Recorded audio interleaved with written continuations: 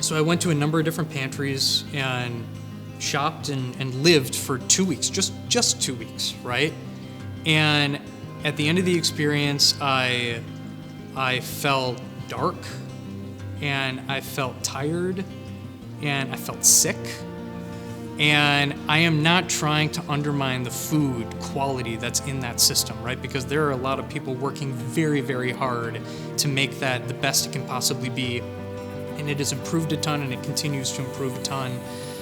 But it is still limited, right? Like, it's limited by donations, it's limited by what's available. A lot of it is aftermarket that comes from grocery stores. A lot of it only has like maybe a day or two worth of shelf life. I just can't imagine how we can expect people to do everything that they need to do to go find that job and lay up all the resources that they need to have in place, an address, transportation, care for their kids, whatever it is, right? And to not be well fed. Before Fork Farms, there wasn't any fresh vegetables. It was weeks or days old, where because of Fork Farms, we're able to pick right away and give to the people coming through the pantry. And it's been very well received. The people love it. It tastes so much better and so much fresher.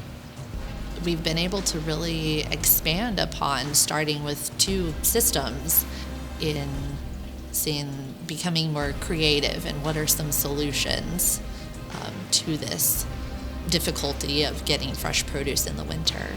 With our grant, we have currently, I think, 8 in our school.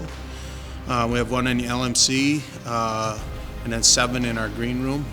We're feeding about 70% of what the school gets for the greens. So we're doing pretty good. Based on what you all did through the Basic Needs Grant, we're looking at that as a model for what we could do through the Fork Farms Foundation. In fact, we're starting a Flex Farm grant program. So we're in the process of raising funds. Our goal is to raise $1 million to put over 200 Flex Farms in schools and community groups across the country to remove those barriers to accessing fresh and healthy food.